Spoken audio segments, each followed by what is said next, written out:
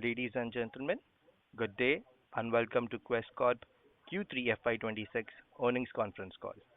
As a reminder, all participant lines will be in the listen-only mode, and there will be an opportunity for you to ask questions after the presentation concludes. Should you need assistance during this conference call, please signal an operator by pressing star then zero on your touchtone phone. Please note that this conference is being recorded. I now hand the conference over to Sir Siddharth Jabak. Thank you, and over to you, sir. You, ladies and gentlemen, good morning and thank you for joining us on the post Q3 FY26 and 9-month FY26 results conference call for Quess Corp Ltd. It is my pleasure to introduce the senior management team of Quess Corp who are here with us today to discuss the results. We have Mr. Guru Prasad Srinivasan, Executive Director, Mr. Lohit Bhatia, CEO, Mr. Kushal Maheshwari, Head Investor Relations and Treasury, Mr. Neeraj Jain, CFO, Mr. Kapil Joshi, CEO of Quess IT Staffing, and Mr. Nitin Dave, CEO of Quess Staffing Solutions. We will begin the call with opening remarks by the management team, and thereafter we will open the call for a Q&A session. I would like to now hand over the call to Mr. Kushal Maheshwari to take the proceedings forward. Thank you, and over to you, Kushal. Thank you, Siddharth. Good morning, everyone, and thank you for joining us for our Q3 FY26 and 9-month FY26 earnings call. The information, data, and outlook shared by the management during the call are forward-looking and subject to prevailing business conditions and government policy. All forward-looking statements are subject to economic growth or other risks faced by the company. Please refer to slide number 2 of the investor presentation for the Safe Harbor clause. With that Safe Harbor clause, I will now hand over the call to our Executive Director, Mr. Guru Prasad Srinivasan, for his opening remarks. Over to you, Guru. Thank you, Kushal. Good morning, everyone, and thank you for joining us today for Quess Corp's Q3 FY26 earnings call. Before moving to quarterly performance, I'd like to briefly outline the strengthening of one leadership team at Quess. The board has elevated Lohit Bhatia to the role of Chief Executive Officer effective 1st of January 2026. Lohit has completed over 15 years at Quess and has been responsible for India and global operations for several years and been directly accountable for execution of general and professional staffing in India and international markets, including managed services. In addition, Neeraj Jain has joined us as Chief Financial Officer on 3rd of December 2025. Neeraj brings in deep experience in global finance, business restructuring, and transformation. Overall, this is a planned succession reflecting leadership depth with the organization. It is designed to sharpen execution while maintaining consistency on strategy, margin, cash flows, and governance. With that, I'll hand it over to Lohit, who will take you through detailed quarterly business update, followed by Neeraj covering on finance update. We all will be available later in the call for question and answers. Over to you, Lohit. Thank you, Guru. Good morning, everyone. Thank you for joining Quess Corp's Q3 and 9-month FY26 earnings call today. We are pleased to report a quarter of steady execution, margin expansion, and disciplined financial performance. Despite a mixed demand environment across sectors due to labor code implementation. Q3 reflects the strength of our diversified portfolio, operating discipline, and continued focus on profitability with cash flow. During the quarter, we reported revenue of 3930 crores, representing a 3% quarter-on-quarter growth. The EBITDA stood at 80 crores, a new quarterly milestone for our company, marking a 28% year-on-year increase and a 4% sequential growth, with EBITDA margins expanding to 2.03% this quarter. The adjusted PAT came in at 62 crores, which excludes the one-time exceptional item of 7 crore due to the impact of labor code as assessed by the company. Up 29% year-on-year and up 19% quarter-on-quarter. This corresponds to an adjusted EPS of 4.1 rupees per share for the quarter. Our operating cash flow conversions remained strong at 92% of the EBITDA delivered, underlining the quality of earnings and working capital discipline. Headcount stood at 4,83,503 associates, broadly flat sequentially as expected, reflecting a seasonal churn in select verticals and calibrated hiring aligned with demand visibility greatly impacted by the labor code implementation on 21st of November. Overall, Q3 FY26 was a quarter of balanced growth, improving margins and consistent delivery against our operating plan. Let me walk you through the performance of each of the business segments. General staffing, stable scale, strong contract wins and execution discipline. General staffing continued to demonstrate resilience and scale across the quarter. The segment revenue stood at 3,409 crores with an operating profit margin for the segment at 45 crores, reflecting in a stable performance despite the seasonal softness in the BFSI and the consumer, retail and telecom, partially offset by the growth in the M&A-led headcount additions. Headcount in the segment remained steady at approximately 4,70,774 associates, with over 4,000 additions coming primarily from the manufacturing and apprenticeship segment in the quarter. We added 71 new enterprise contracts in this quarter, taking the total Y2B to 222 new contracts, reinforcing our leadership position across the BFSI, manufacturing, retail and infrastructure. Operational execution remained strong. Collect and pay coverage stood at 76% and average DSO improved to 24 days, driven by a tighter credit control and focused collections. The open mandate remained healthy at over 37,000 as we began the fourth quarter, giving us confidence of a pickup in demand and headcount during this quarter Q4, particularly from manufacturing and construction as well. During the quarter, we conducted over 830 client consultations on the impact of labor code changes, an engagement that will continue through Q4. Over the medium to long term, we believe the labor code will drive greater formalization, consolidation, and stronger governance, creating structural tailwinds for Quess given our scale and compliance capabilities. Moving on to our professional staffing segment, which has sustained margin expansion and high quality growth. The professional staffing delivered an excellent quarter for us, continuing its trajectory of profitable growth. The segment revenue stood at 230 crores, while EBITDA increased to 29 crores, representing a 42% year-on-year growth, while EBITDA margin further expanded to 12.5%, an all-time high for our segment here. This performance was driven by a disciplined focus on high-margin contracts, rationalization of low-yield engagements, and a strong demand for GCCs. GCCs now account for 72% of the total professional staffing headcount, reflecting our strategic positioning in higher value digital, technology, and consulting roles. Headcount during this quarter grew to 6,934 associates, adding 18 new logos in Q3 and overall 48 new logos during this financial year. Open mandates remain steady at over 1,300. CRT vertical within professional staffing has emerged as the largest vertical for the division, followed by IT services and consulting. We remain confident that double-digit margin in professional staffing are structurally sustainable, supported by strong client demand, pricing discipline, and deeper wallet share with existing customers. Within IT staffing, the average revenue PAPM per associate is now approximately 1.2 lakh per month, reflecting the quality of deployment and the seniority of roles we support across the client base. Moving to overseas business, margin improvement and regional diversification. Our overseas business delivered another quarter of margin expansion and improved execution. Revenue for this segment stood at 290 crores, while EBITDA crossed the 20 crore mark.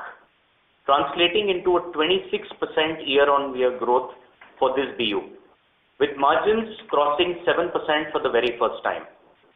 The Middle East continues to be a standout performer for us, delivering double-digit margins, supported by near 100% collection efficiency and growth in both IT and non-IT staffing. Malaysia saw strong traction with the addition of large new contracts, while the Philippines delivered robust collections and crossed 700 headcount with double-digit margins. Singapore revenues were softer during the quarter. EBITDA showed sequential improvement, aided by cost optimization as well as an increased focus towards the new business launched last year of general staffing. Overall, our international portfolio now is more balanced than ever before, with a diversified share of profitability. Moving on to the last, which is our digital platform, which is under the investment phase, we have a renewed strategy to take it forward. We are preparing to launch the AI-enabled Hamara Jobs marketplace, aimed to further strengthen our leadership in blue-collar hiring. I'm particularly proud to share that Quess Corp has been certified as a great place to work for the 7th consecutive year. The collective voice of our people has proudly elevated Quess from a large organization category to the mega organization category this year. This prestigious award highlights our unwavering dedication to our colleagues. To summarize, the Q3 FY26 reflects consistent execution, margin expansion, and strong cash discipline, even as we navigate near-term demand variability in select segments. Our diversified business model, leadership in staffing, and increased share of high-margin business positions us well for sustainable, profitable growth. With that, I will now hand over to our Chief Financial Officer, Neeraj Jain, to talk us through the financial performance of this quarter.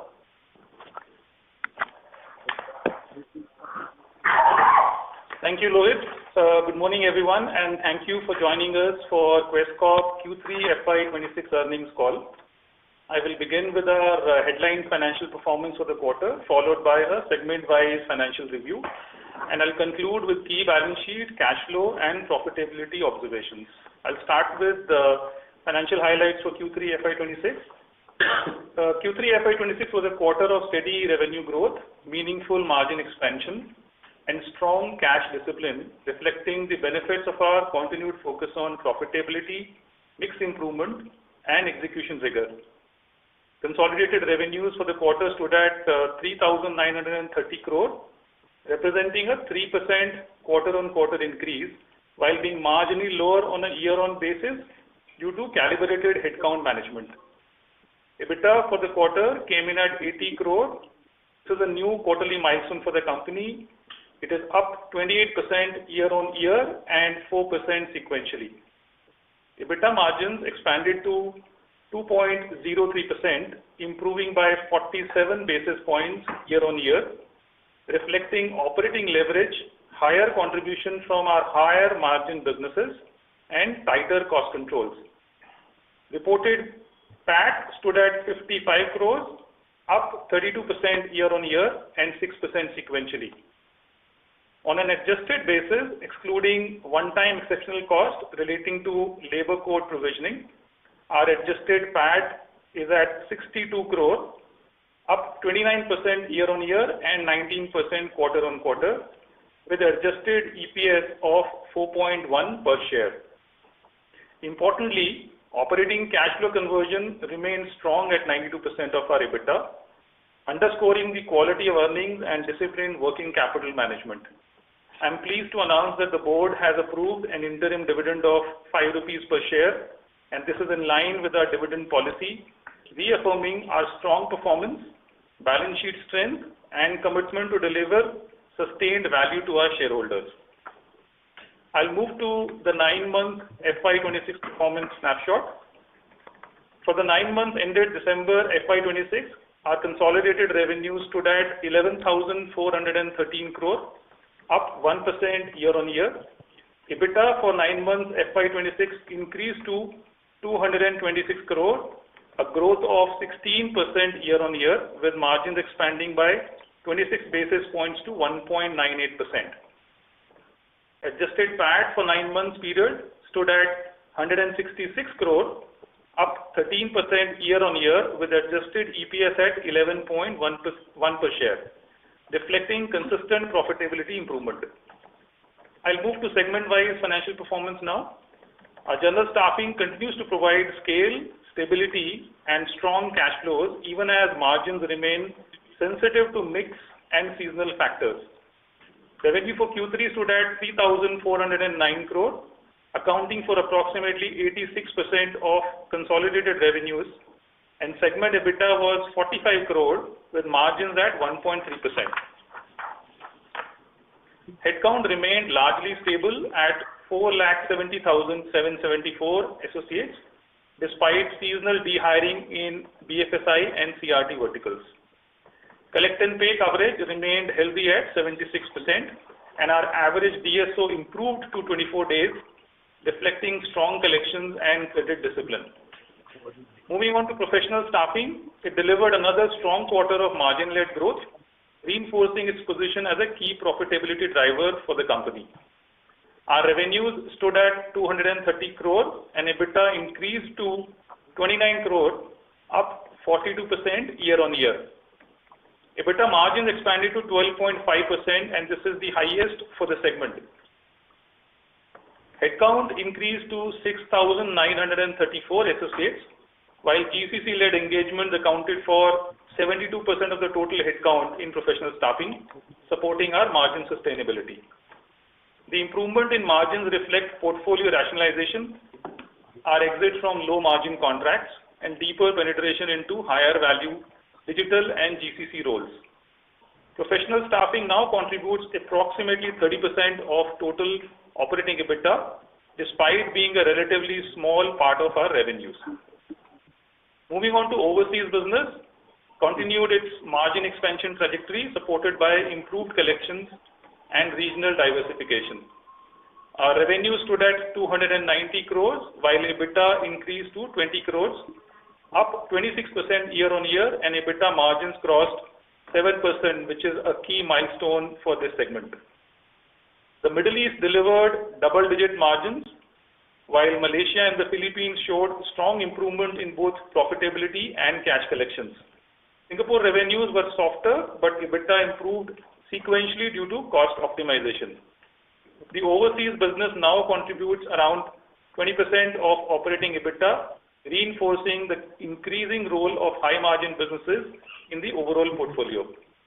From a portfolio perspective, approximately 50% of our total operating profitability now comes from high-margin business, which is roughly 14% of our revenue. Professional staffing and overseas business. This continued shift in mix, combined with disciplined cost management, is central to our margin expansion strategy.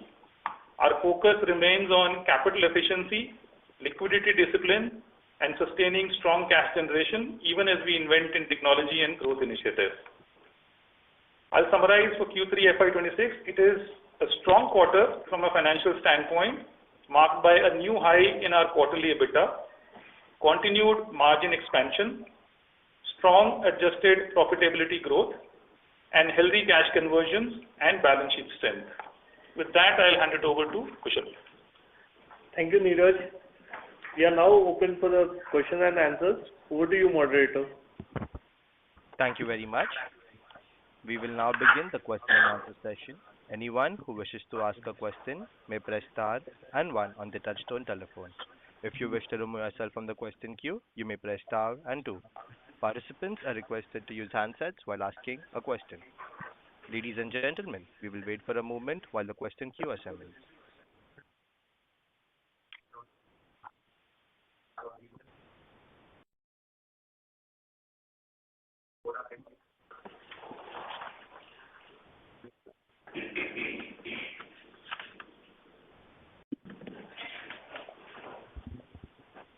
The first question is from the line of Deep Shah from B&K Securities. Please go ahead. Yeah, hi. Thanks for the opportunity. So the first question is to get this clarification whether the pain in general staffing due to NBFC, is all of that behind us, or there are still clients who are in that gray zone where they might have business with us and then at a subsequent date they might look to prune down? So that is one. Second, on the one-time benefits that are supposed to flow from the Pradhan Mantri Viksit Bharat Rozgar Yojana, those are supposed to start next June or July, right? So by that time we should have had a lower base as such, so that on a month-on-month basis we have higher headcount and therefore the benefits flow to us. So is this understanding correct? I just wanted your thoughts on these two things. Thank you. Thank you, Deep. I would ask Lohit to answer the questions on BFSI sector in general staffing as well as the Pradhan Mantri Viksit Yojana scheme impacting our general staffing business. Yeah, good morning, Deep. So this is an important question. I think last year in the quarter 4 we had reported a one-time event where a BFSI customer had insourced a large set of volume on their own roles. As we looked at that particular event, one thing emerged very, very clearly to us as Quess Corp, that we have to have a portfolio diversification. The first thing we did was we doubled down on our professional staffing as well as on our international, so that the value realization from these businesses and the margin accretive businesses help us navigate any kind of a headwind that we may be faced with in a future event. Second, within the general staffing business itself, our business went and doubled down on multi-vertical strategy. Today, on one side, we have a volume business, which is BFSI as well as CRT. On the other side, we have a value business, which is for our value-added services, our construction business, as well as our manufacturing business. This is a very planned strategy to ensure that a company of our size and scale is able to navigate with any form of headwinds that the market may give us. I would also like to add that for our scale and size in the Indian economy, there will also be times of headwinds and tailwinds. As a management team, we will always be aligned to any of these eventualities, and we will build our business around both of these. I will quickly shift to Pradhan Mantri Viksit Bharat Yojana that you just spoke about. Yes, it went live on 1st August 2025. The first of the period would be considered as a base of the prior 12 months, and thereafter the growth that you achieve in the next 6 months will be modeled for the payments of the benefit. The second thing is in terms of net addition that the organization does. As we spoke at the start of today's conference call, we are expecting, in spite of a flattish headcount for Q3, for reasons of both destocking post the festive season as well as the pause which got created in the 6 weeks of November and December regarding the labor code. We feel that with all the projects that we've signed, both from a sales point of view as well as open mandate sourcing point of view, Q4 should give us steady headcount addition, and thereafter we should enter with steady headcount addition into the next financial year itself. At the moment, have we modeled how much that would be? No, we haven't. We will take it as that benefit comes and will report to the street as and when that adds to our current margin trajectory. Deep, I hope this answers your question. Yeah, perfect. This is helpful. Thanks. Thank you very much. Thank you. The next question is from the line of Dipesh Mehta from MK Global. Please go ahead. Yeah, thanks for the opportunity. A couple of questions. First on general staffing. Now I think broadly you indicated NBFC related things are largely behind. Considering it was quarter 4, are we getting confidence about, let's say, returning to double digit in next couple of quarters from YY perspective? That is question 1. And when the growth returns, whether the composition of revenue would be favorable to margin trajectory? Because in last couple of quarters, because of business mix change, margin came under pressure for general staffing. So I just want to get sense about 2 aspects. One is returning to double digits. Second thing is when we return, what would be the mix which can drive margin changes? That is question one. Second question is about the new labor code related implication. Obviously, we have taken the hit in terms of the past performance kind of thing. What would be the recurring impact we expect in the business, and whether the incremental cost which can come because of the PF gratuity kind of thing, whether any of this we need to bear or we would be able to pass into to clients? Thank you. Thank you, Dipesh.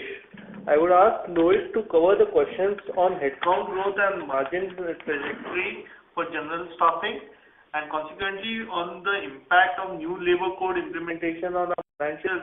I would ask Neeraj to chip in. Over to you, Lois. Dipesh, thank you. As regards your conversation on the headcount trajectory for our general staffing business is concerned, as a management team, we continue to model our sales, sourcing and operational capability and our technology backend to deliver a steady state 15,000 net addition quarter on quarter. Like I just mentioned in the previous question as well, there will be headwinds and tailwinds which will come to a company of our size in an economy as diverse as India is concerned. Our business team in general staffing has built vertical BU heads in each of the verticals which are there. As we sit in front of you in Q4, we find that Q4 has started on a much more positive trajectory than where we saw the month of November and December in Q3.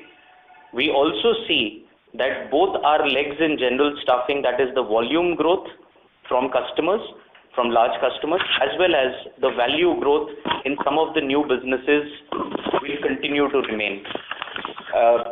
As far as the margin trajectory is concerned, today our general staffing business, while delivering the best margin in the industry at 1.4%, is one of our lowest across our three businesses. In this business, we are looking to correct it to 1.5 to 1.6% in a near term and 1.8% in the medium to long term. So that's the trajectory that we would like to take from a margin perspective is concerned. On the labor code, I'll make one small short comment and then give it to Neeraj. The 7 crore that you see is for the eventuality of all the code on wages restructuring for existing employees as they work at Quess Corp. This also is the change for gratuity calculation based on the new code on wages. This factors for all such personnel that work with us today, and we have trued up the expectation for that. On an ongoing basis, our employees will see a slight shift in terms of the cost, and I'll give it to Neeraj. As far as your question on customers are concerned, yes, in the speech also we called it out, 830 meetings have been done with clients where we have explained the impact of the labor code and the provisions to them, which will have to be modeled and factored by them in the purchase orders in coming times. Neeraj, I'll hand over to you. Thank you, Lohit. So, Dipesh, there are two aspects that you have asked. One is the impact of labor code in Q3. So, as you know, basis the requirement of the law and as per the guidance note released by the institute, at Quess we have computed the impact of gratuity leave encashment of the YTD, and that is the one-time exception cost that you see in the financials. So whatever is as per our contracts billable to the customer, that has basically been covered as part of our unbilled revenue. So the impact in our P&L is largely related to our core employees. That is part number one. On the ongoing impact, please understand the PF and ESI and ongoing impact is based on the recalculation of the wages as part of the salary model. And given our internal structure, we don't expect a material impact basis our EBITDA base. I would say a maximum of 1.5 to 2 crore we see as an ongoing impact because of our attrition rate, because of our existing structure of wages in the company. So on an overall basis, I see it as a very immaterial impact on our margins as we move forward. I hope Dipesh answers your questions. Sorry to interrupt. So we have lost the line of Sir Dipesh. We'll move ahead. The next Yes. question is from the line of Siddharth Jabag from IIFL Capital Service. Please go ahead. Thank you for taking my question. I have a couple of them. My first question is on Middle East EBITDA margins. In your 2Q press release, you have indicated an EBITDA margin of 12.8% for the region, and in 3Q also you mentioned double-digit margins. However, if we look at staffing companies operating in Middle East, industry EBITDA margins are typically around 4%. So could you please help us understand what are we doing differently that allows us to operate at materially higher margins in this region? And secondly, how sustainable are these margins over the medium to long term? My second question is on the expected credit loss allowance of rupees 120 crores that was provided on trade receivables in 4Q FY25. Could you share whether any recovery has been made from this data so far, and how we think should about the potential write-backs or further recoveries going ahead? Thank you. Thank you, Siddharth. For your question on Middle East and margins, I would ask Lohit to answer the question. On the expected credit loss, I will ask Neeraj to answer.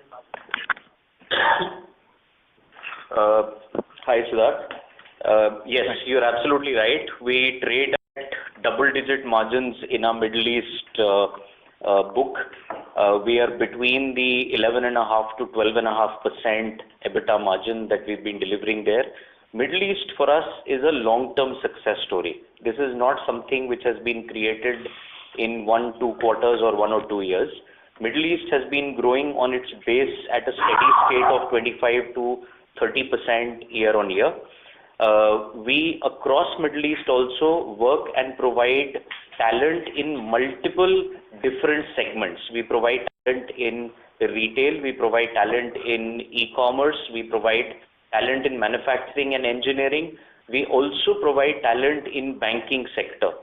Last year, as part of our diversification strategy and our de-risking strategy, we looked at every BU of ours and every geography of ours, and we decided that we will double down on areas which do not exist for us, but can be a blue ocean for that location.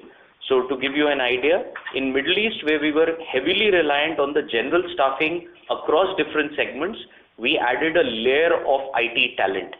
Happy to report to you that as we speak, we've almost touched 100 associates in Middle East in high margin IT business as well. Total Middle East has a little over 2,000 book size. With that kind of a volume, our IDC cost also is well optimized and is kept on a fairly low side. So I think the comparison with low margin businesses could possibly be because they do not have the scale that Quess has in some of these geographies, Middle East being one of those. Over to Neeraj to answer your question on the expected credit loss of 120 crores that we have taken in Q4 FY25. Neeraj, Thank you, Lohit. So, Siddharth, on the ECL provision that we took in Q4 FY25, this is largely for the skilling project that we are doing with the government.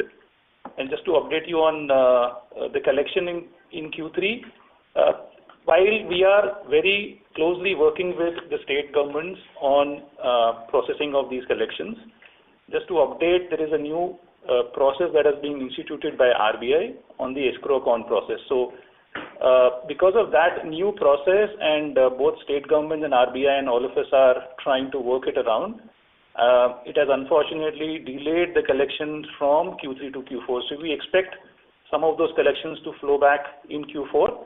And just also wanted to mention that while these have been already provisioned, so any collection that we do from here on is going to positively impact our numbers as we move forward. Just to add a point there, if you recollect in Q4, these were the discontinued businesses as part of the demerger that we had announced to the street, and we had taken an exception credit loss on that, and as committed, the effort is on, and as and when the collection happens, we'll report back to the street. Thank you, that was very helpful.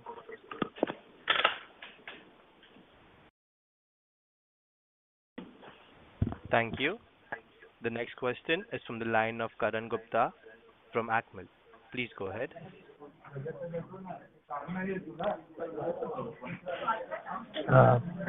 Yeah, hello. Am I audible? Yes, sir, you're audible. Please go ahead. Yes. Okay. So, my question is regarding on the other expenses side. So, on a YOY basis, there is 24-25% of down in the other income side, and for quarter 3 FY25, you already adjusted the numbers of Digitide Solutions and Blue Spring. But still there is a drop of 20-25%, which is majorly contributing to the profit side of around 55 crore. So can you put some light on this thing, and how much this other expenses part on a consolidated basis is contributed to each segment?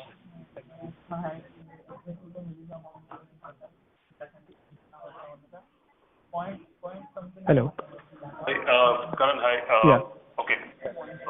First and foremost, what I understood is on the total indirect cost you are referring to is what I presume. So our average total cost per quarter is about 102 crores across all, across group as part of the IDC. And there are few costs in the earlier, if you are comparing year on year, there were the pre-merger expenses which wouldn't recur in this current year. So that's the kind of sort of gap there. But otherwise, the run rate where we are today is about 102 crores of cost per quarter. And that has been intact for last 3 quarters. So this is you are saying about the other expenses part? My question was on the other expense part. My question was on the other expenses part in the consolidated statement. Which expense are you referring to, actually? Just a second. Yeah, so in a consolidated statement, if you see the other expenses, 137 crore, and on a YOY basis, it is around 192 crore. So that's the drop of something around 20-25%. So that's what I'm asking, which is basically majorly contributing to the profit side of around 50-55 crore. So can you put some light on what are these other expenses are? Karan, your numbers, we are not able to figure it out. Can we take this question offline? You can drop me a mail and I'll answer these questions. Okay. Fair enough. Yeah, thank you. Thank you. The next question is from the line of Amit from HG Hava. Please go ahead.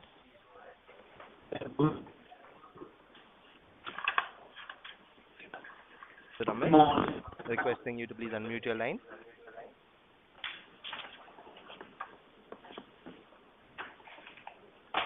Hello. Hello. Yes, Amit. Yeah, thank you for the opportunity. Sorry to interrupt. Sir Amit, I request you to kindly get closer to the mic. I'm on the closer mic. My question is, what are the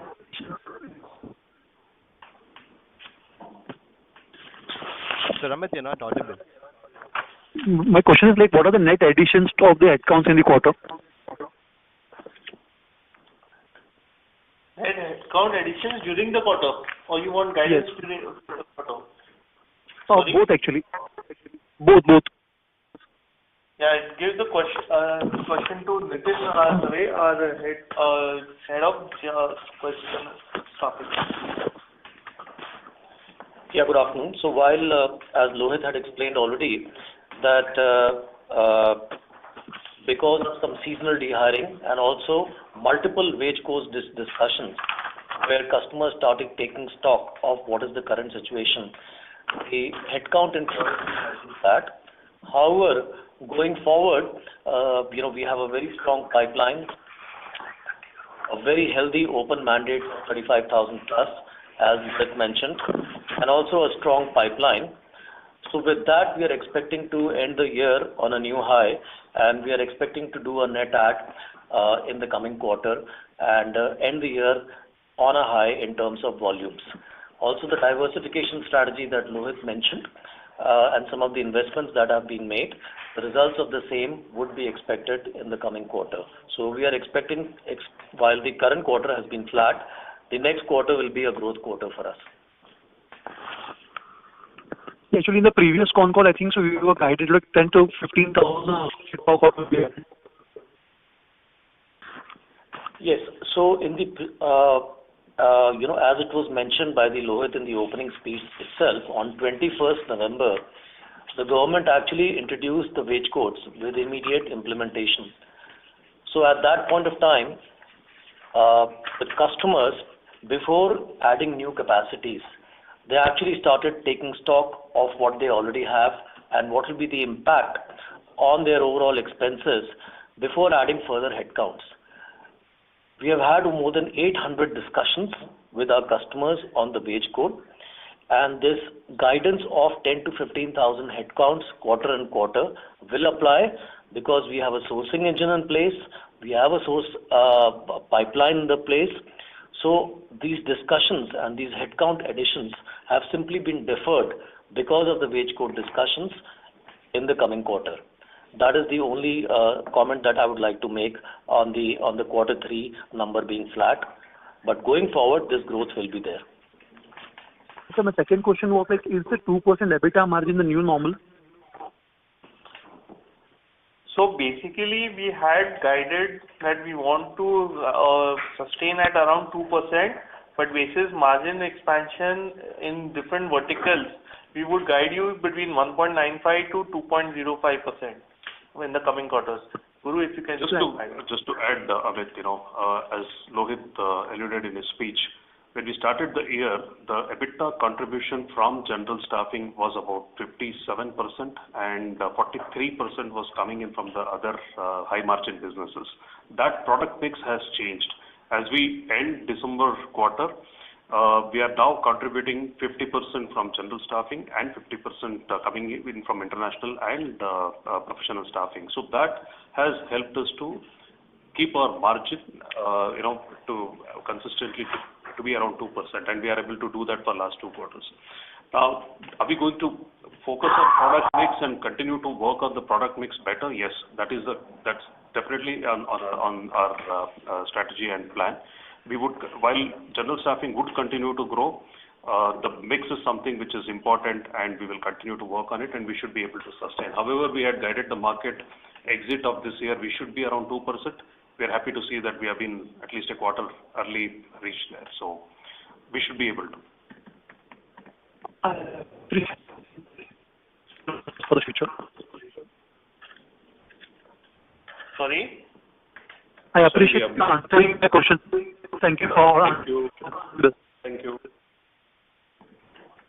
Thank you. The next question is from the line of Ankit from R&M Capital Trust. Please go ahead. Yeah, hi. Good morning and for the I hope I'm audible. There's a break, but just coming and going. Can you just repeat? Ankit, can you be a little louder? Yeah, please go ahead, Ankit. Yeah. So my question is on the labor code implementation. I heard that we have been seeing going and we see that as a catalyst for us, right? I just also wanted to understand if we see any challenges, like any sector or industry, which will have more employees on their own payroll rather than outsourcing it because of this labor code implementation. So, if I can understand your question, you are asking whether Quess will face any challenges in any vertical as part of labor code implementation? Yeah, is that your question? Yes. If any vertical, like last year, BFS, a large client, moved many of their employees on their own payroll, right?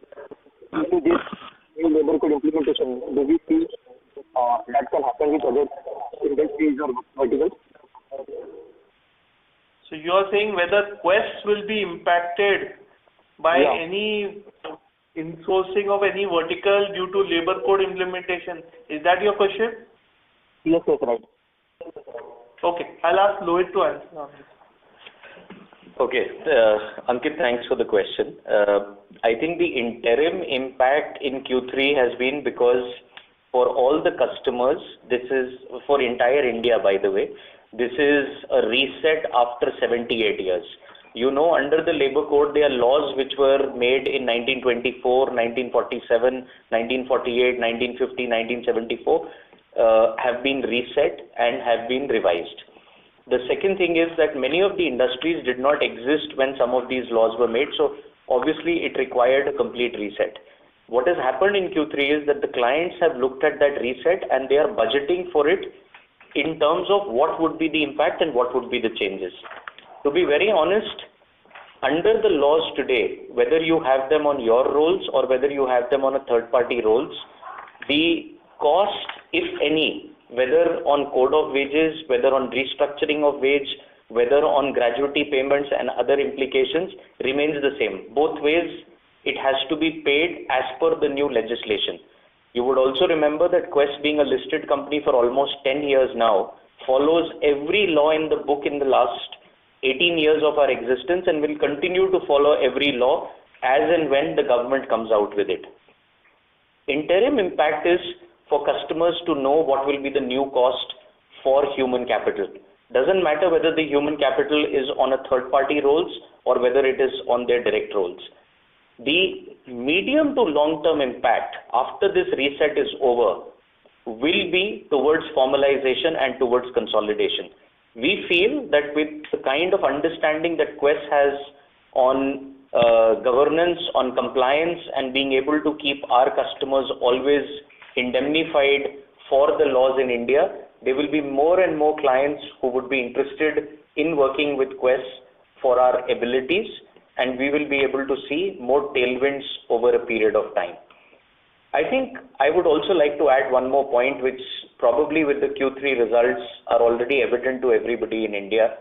The speed with which Indian industry is taking labor codes and the seriousness with which Indian industry is taking labor code is phenomenal. In all of these hundreds of conversations, we have not had even one pushback asking us to help somebody restructure by saving cost. Every conversation has been about what would be the cost, what are the changes, and how to ensure that it can be implemented at the earliest. I think that is the maturity of Indian industry, and it is the right time to call it out, and that should be beneficial long term. Got it. Thanks for the comprehensive answer. Thank you. The next question is from the line of Akshay Savla, an individual investor. Please go ahead.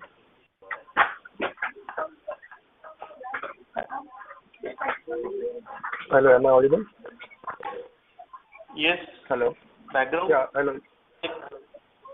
Carry on. Go ahead, Akshay.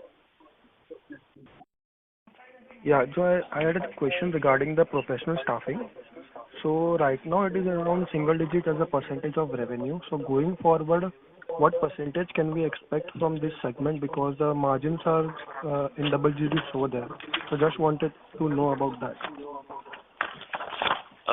Thank you for the question, Akshay. Before I hand over to my leader for professional staffing, Kapil Joshi, I would just like to make one highlight and a point here.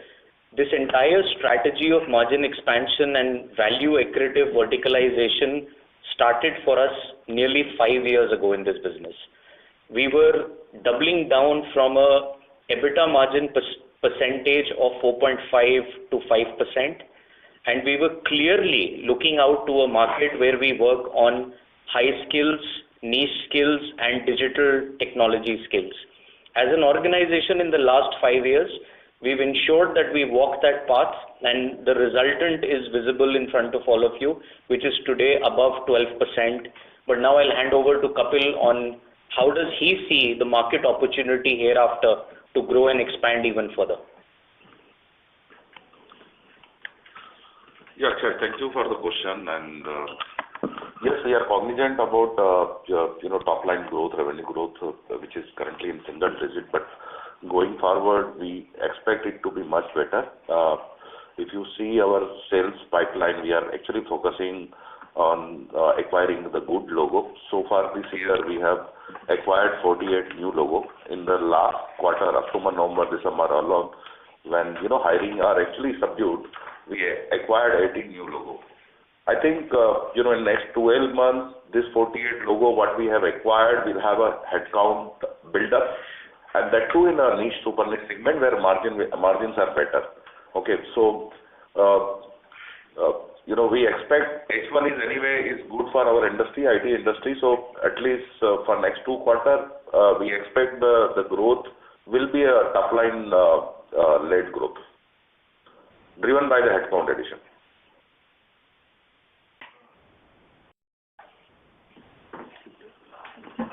Does that answer your question? Yeah. Thank you so much. Thank you. The next question is from the line of Dipesh Mehta from MK Global. Please go ahead.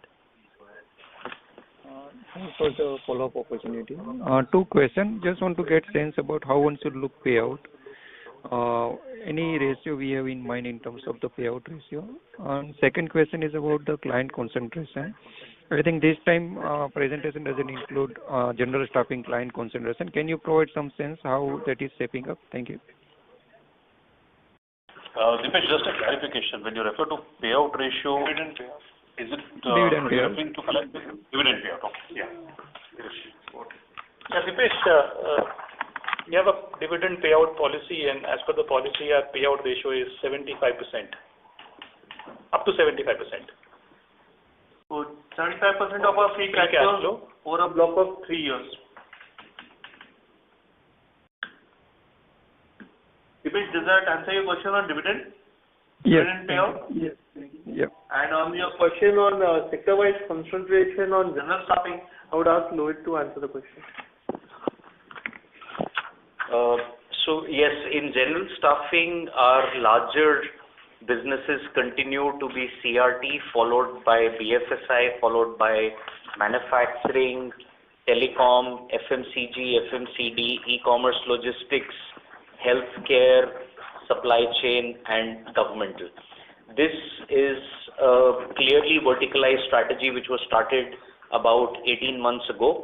While we started this strategy, we created a strategy number 2, which was on the value accretiveness of the business. That is where VAS, manufacturing, as well as currently construction stands for us. If you look at one of the principles that our business has been following is steady state between 280 to 300 new customer logos just in the general staffing business year on year for the last couple of years. We've already done about 222 logos this year as well from enterprise customers just in general staffing. These logos take about 3 to 6 months to ramp up and become large scale for us. Our concentration of revenues or concentration of business in terms of headcount for the top 10 customers is close to about 40%. However, no customer of ours is in double digits contribution today for a general staffing business. If we were to take it at a Quess Corp level, it would even be low, because 15% to 6% of Quess Corp's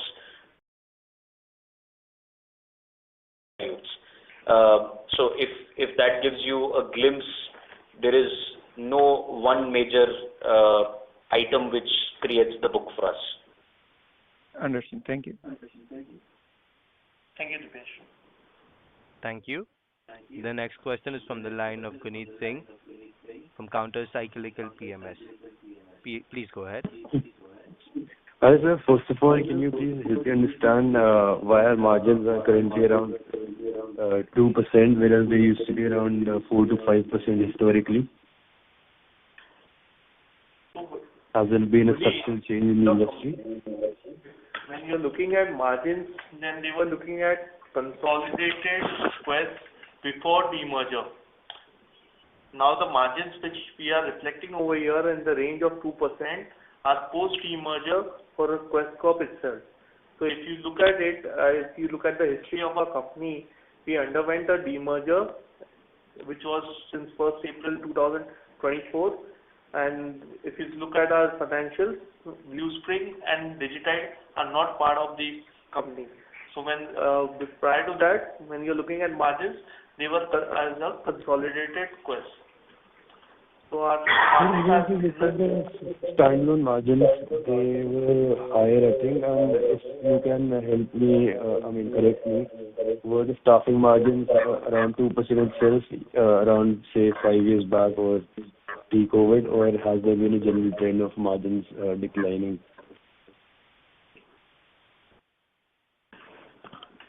Okay, just to add, so one is, as Kushal said, it's a demerged balance sheet now, and it's only workforce business that we have, of which general staffing delivers about 1.4 to 1.5% EBITDA margin. Professional staffing delivers about 12%, and international is just about 7%.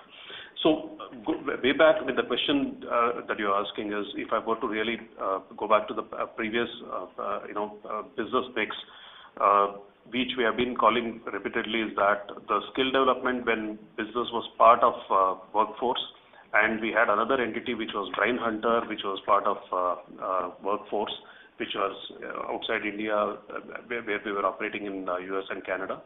With all of those business with high EBITDA margins, we were averaging around 4.5%, but that businesses have been discontinued, and Brain Hunter as part of demerger has moved into Digitide, so it's non-comparable. We would be happy to take this question if you have anything specific, and you can reach out to Kushal, we can share, but the product mix in itself has changed, and there are set of businesses that has been discontinued which are no more part of workforce. And hence steady state, if you look at, we have been, when we started the year, about 1.8% EBITDA to about 2% EBITDA is where we were guiding the market, and we are in line to that. Also, to add to that, in the last 5 quarters, our EBITDA margin has expanded from 1.6% to currently at 2.03%. So if you look at it, there's been a 47 basis point improvement in the EBITDA margin in the last 5 quarters of our operation of Quess Corp. Got it, sir. So my second question would be around our current trade receivables over 6 months. And given that we took an ECL of about 100 to 150 CR in last year, have we taken any steps to strengthen our processes or strengthen our collections? I would ask Neeraj to answer this question on strengthening our financial controls and processes.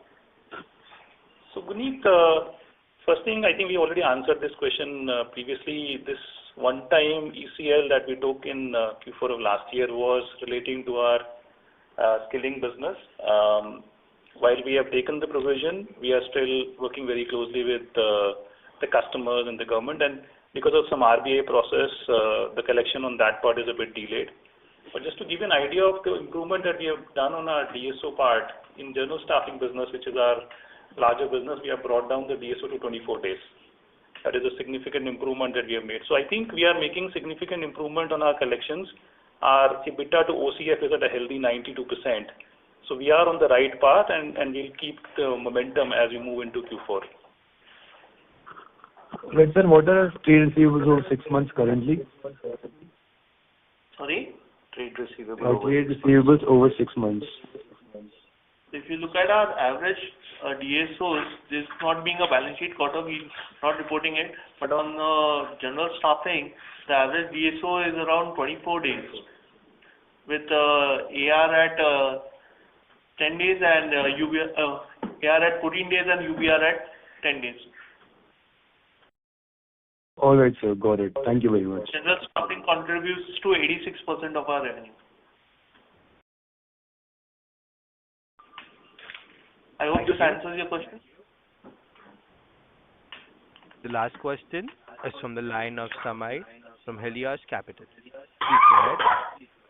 Yeah, hi. Thanks for the opportunity.